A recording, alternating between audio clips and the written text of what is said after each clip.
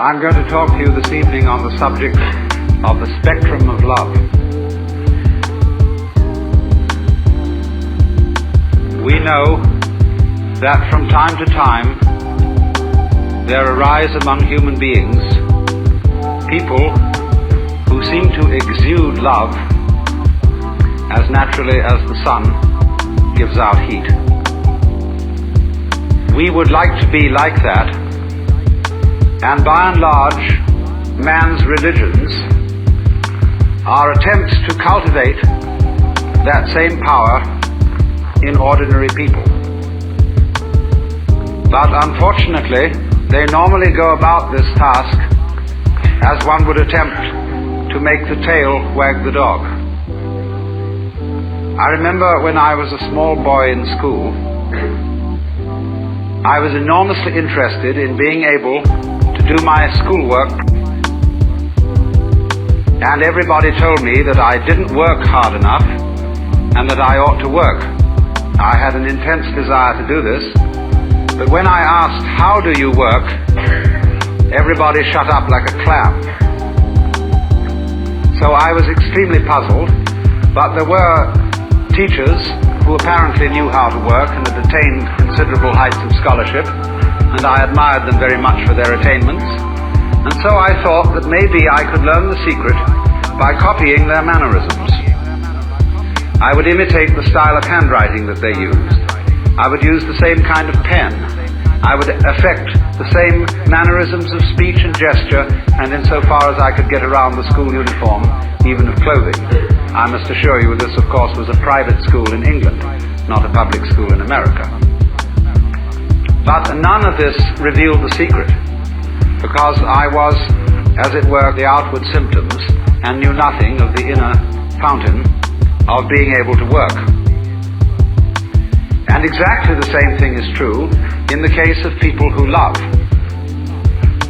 When we study the behavior of people who have the power of love within them, we can catalogue how they behave in various situations, and out of this catalogue formulate some rules. One of the peculiar things we notice about people who have this astonishing universal love is that they are apt, but not always so, but they are apt very often to play it rather cool on sexual love. The reason for this is, generally speaking, unknown to preachers, but it is because an erotic relationship with the external world operates, so far as they're concerned, between that world and every single nerve ending. Their whole organism, in all its aspects, physical, psychological and spiritual, is an erogenous zone. And therefore their flow of love is not specialized or canalized so exclusively in the genital system as it is with most other people.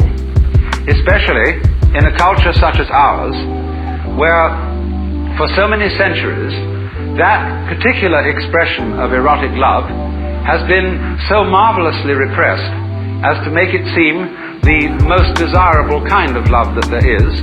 And so we have, as a result of 2,000 years of Christianity, sex on the brain. It isn't always the right place for it.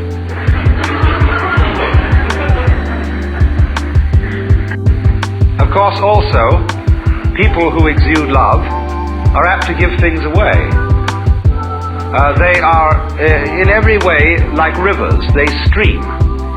And so when they collect possessions and things that they like, they are apt to give them to other people, because if you ever notice that when you start giving things away, you keep getting more. In the same way as you empty out, you create a vacuum, nature abhors a vacuum, and more flows in. So, noticing this, the codifiers of loving behavior write down that you should give so much money to tax-deductible institutions and to the poor, and that you should be nice to people, that you should act towards your relatives and your friends and indeed even your enemies as if you love them, even if you don't. And of course, for Christians and Jews and believers in God, there is a peculiarly difficult task enjoined upon us, namely, that thou shalt love the Lord thy God. And not only here, going through the motions of it externally, but with all your heart, with all your soul, and with all your mind. And that is, of course, very demanding indeed. But you see what is happening. It is as if, for example, we admired the music of a certain composer, and having studied his style very thoroughly, we draw up rules of musical composition based on the behavior of this composer. We then go to send our children to music school, where they learn these rules, in the hope that if they apply them, they also will turn into first-class musicians, which they usually fail to do. Because what might be called the technique of music, as well as the technique of morals, as well as, say, the technique of speech, of language, is very valuable because it gives you something to express if, and I repeat, if you have anything to express. But if you don't have anything to say, not even the greatest mastery of English will stand you in good stead, unless you can manage to fool your listeners by talking beautiful nonsense and make it sound profound. Now, so the question and the puzzle remains. You cannot imitate this thing. There is no way of getting it, and yet it is absolutely essential that we have it. Because obviously, the human race is not going to flourish harmoniously unless we are enabled to love each other. But the question is, how do you get it? Is it something you simply have to contract like measles? Or is, as theologians say, is it a divine grace, which somehow is dished out to some but not to others? And if there is no way of getting divine grace by anything you do, as the Calvinists aver, then we'd better just sit around and wait until something happens. Although Calvinists never did that.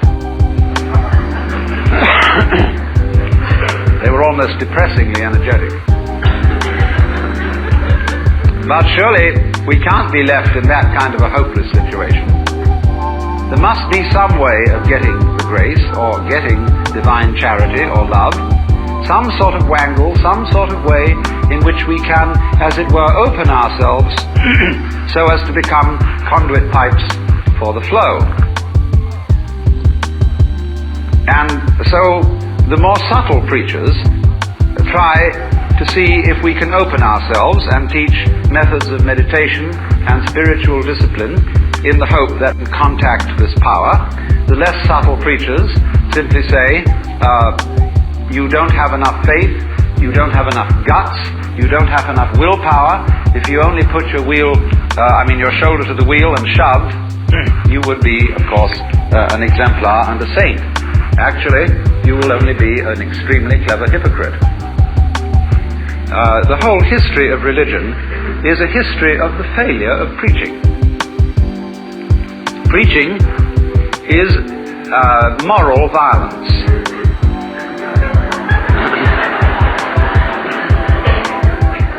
If when you deal with the so-called practical world and people don't behave as you would wish they would, you get out the army or the police force or the big stick, and if those strike you as somewhat crude, you resort to giving lectures.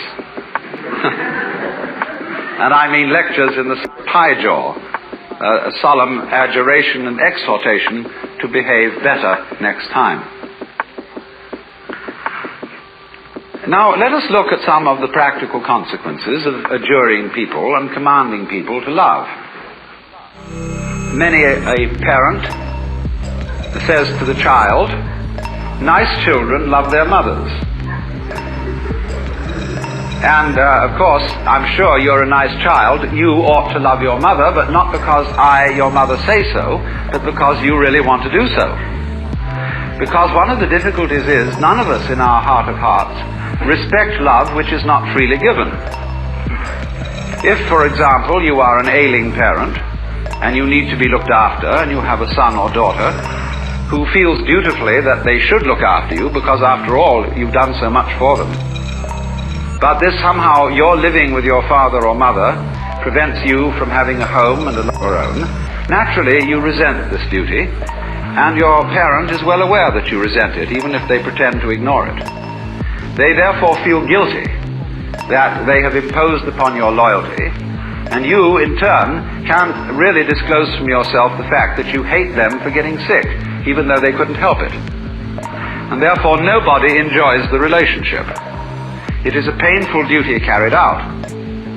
And the same thing would naturally happen if, after a number of years, having at the altar made a solemn and terrible promise that you would love your wife and husband, come what may, forever and ever, till death do you part, and then suddenly you find you really haven't the heart in you to do it anymore, then you feel guilty, and that you ought to love your wife, family, or whatever, and naturally, this is a sort of fiasco, as would be obvious, if you were to ask your wife, do you really love me? And to reply, I'm trying very hard to do so.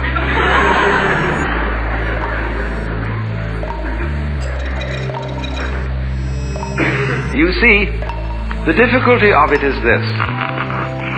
You cannot teach a selfish person to be unselfish by any means. That is to say, whatever a selfish person does, whether it be giving his body to be burned or giving all that he possesses to the poor, he will still do it in a selfish way of feeling. And he will be able to do this with extreme cunning and marvelous self-deception and deception of others besides. But the consequences of fake love are almost invariably destructive, because they build up resentment on the part of the person who does the fake loving, as well as on the part of those who are its recipients. This is why the foreign aid program has been such a dismal failure. Now, of course, you may say that I'm talking in a very impractical way, because you would say, well, do we just have to sit around and wait until we become inwardly converted and learn through the grace of God, or some sort of magic, how to love, and in the meantime do nothing about it and conduct ourselves as selfishly as we feel? There is, as a matter of fact, something to be said for that. Because the first problem in the whole of this is honesty. And the reason why the Lord God says at the beginning of things, thou shalt love the Lord thy God with all thy heart and with all thy soul and with all thy mind, is not because the Lord God is stupid, but because he's very clever.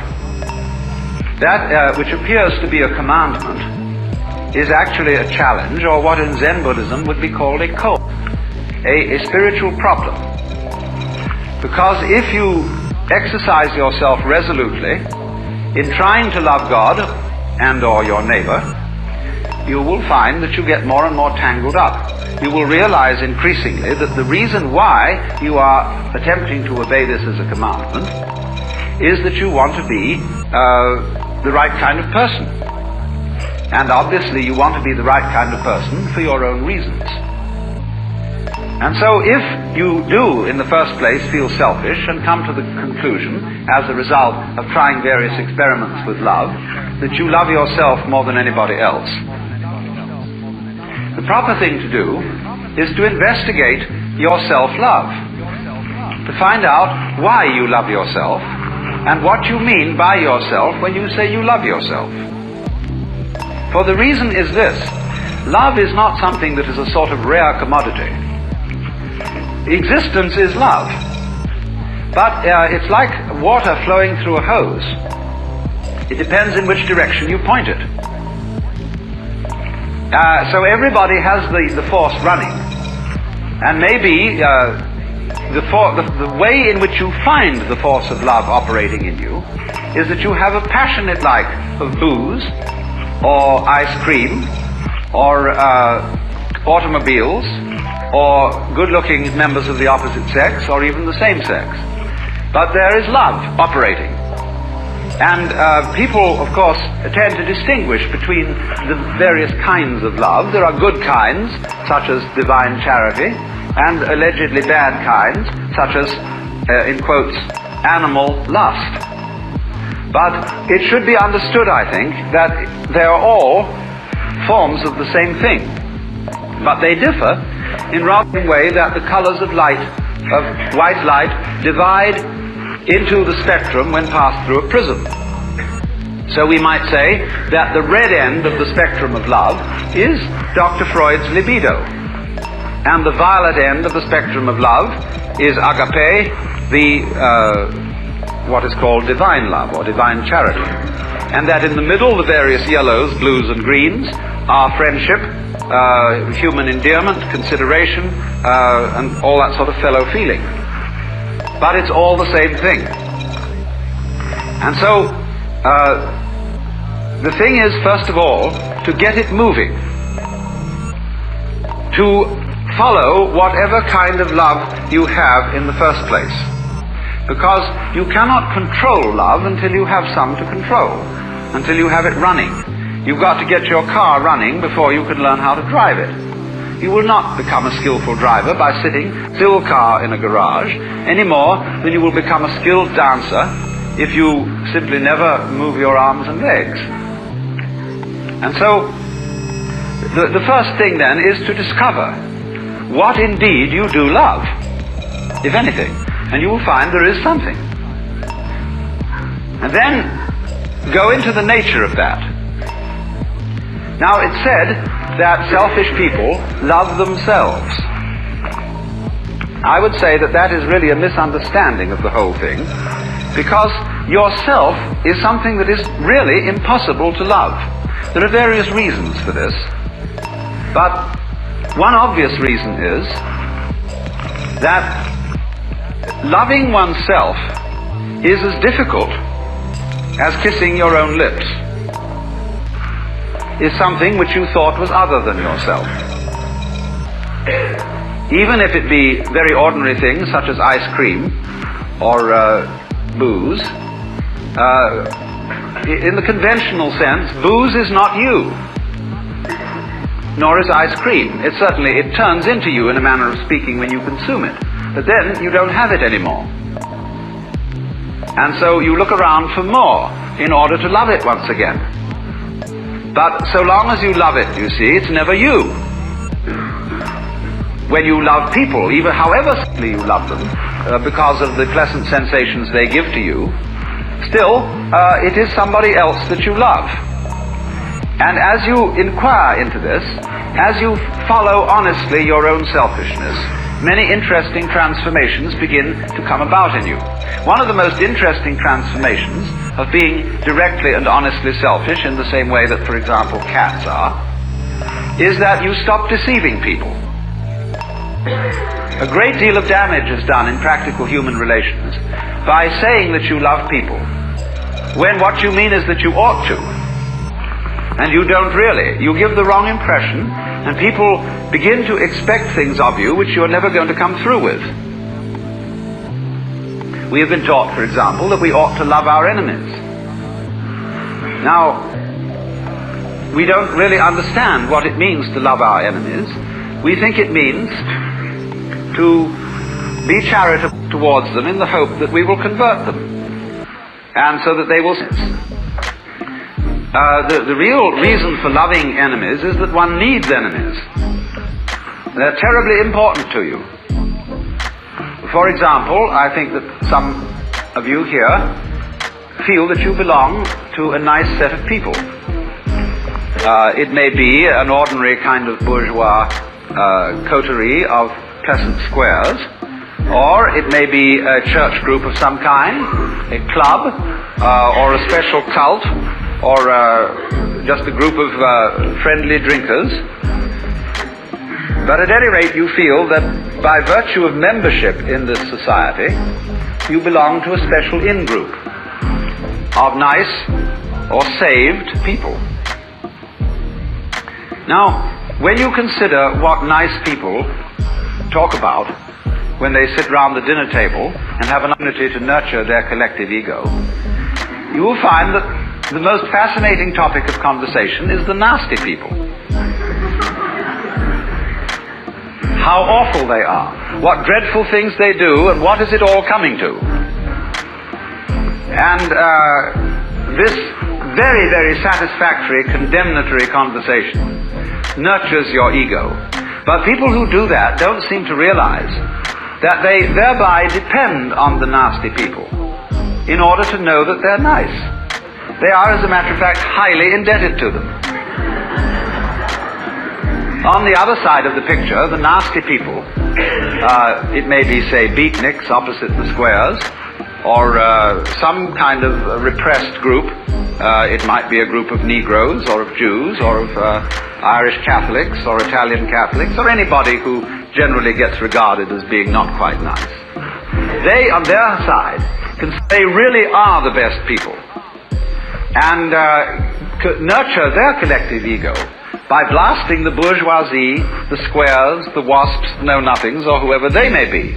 And so, for the collective ego of the non-squares, the squares are extremely necessary. If they were to disappear tomorrow, many of us would lose a cause. Now, the minute you begin to become aware of this, it's rather embarrassing. It's, of course, humorous, and I'm glad that you see this.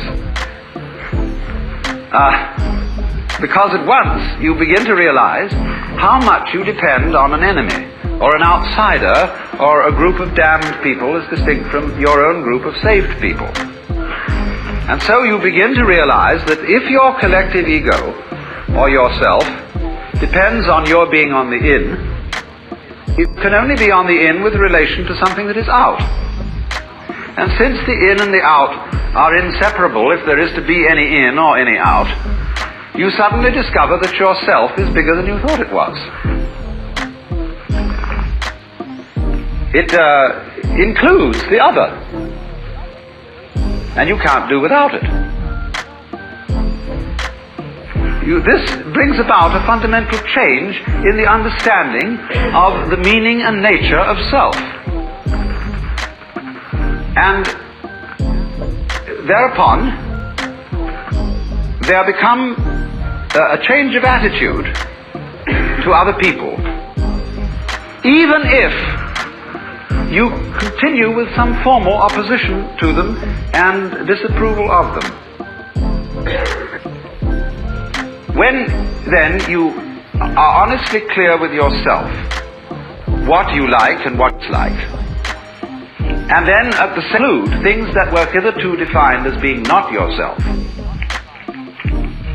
your love, which is what you are, begins to express itself quite naturally and unaffectedly in a wider way. Now, to trust oneself to be capable of love, to bring up love, in other words, to function in a sociable way and in a creative way, is to take a risk. It's a gamble. Because you may not come through with it. And in the same way, when you fall in love with somebody else, or you form an association with somebody else, and you trust them, they may, as a matter of fact, not fulfill your expectations. But that risk has to be taken. The alternative to that risk is much worse than trusting and being deceived. When you say, I will not trust other people, and I will not trust myself, what do you have to do? You have to resort to force. You have to employ stacks of policemen to protect you, and God only knows what makes you think you can trust them. And you have to hold a club over yourself all the time and say, no, my nature is wayward, animal, perverse, fallen, grounded in sin. So that, as a matter of fact, what happens when you refuse to take the gamble of trusting yourself to be capable of love, like a person, if you will excuse this extremely graphic but nevertheless relevant simile, who cannot trust themselves to have bowel movements. Many children learn this from parents who do not trust them and think that they ought to have these movements in rhythm with the clock, which is a different kind of rhythm than the rhythm of the organism. So people who cannot trust themselves to do this endlessly take laxatives, as a result of which their whole elimination system gets fouled up, needing more laxatives and so on and so forth. So exactly the same thing happens with people who can't trust themselves to go to sleep, have to take all kinds of pills. And so also with people who can't trust themselves to love, and have to take all sorts of artificial and surgical measures to produce the effect of love for saving face. They get more progressively incapable of loving at all, and they create turmoil and misunderstanding and chaos in human society. In other words, to live together, you have to take risks. There will be disappointments and failures and disasters as a result of taking these risks, but in the long run it will work out.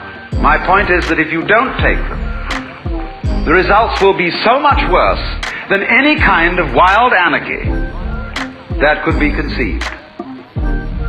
You see, here we are now as a highly disciplined human race, with all kinds of rules and religions, and what are we about to do? Blow ourselves completely to pieces.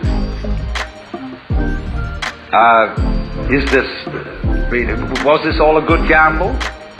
Because you see, in tying up in knots and becoming incapable of it, you can't destroy this energy. You turn it, when you won't love and you won't let it out, the thing comes out in the form of self-destruction. The alternative to self-love, in other words, is self-destruction. Because you won't take the risk of loving yourself properly, you will be compelled instead to destroy yourself. So, which would you rather have? Would you rather have a human race which isn't always very well controlled and sometimes runs amok a little bit, but on the whole continues to exist with a good deal of honesty and delight when delight is available? Or would you rather have the whole human race blown to pieces and cleaned off the planet, reducing the whole thing to a nice scoured rock with no dirty disease on it called life?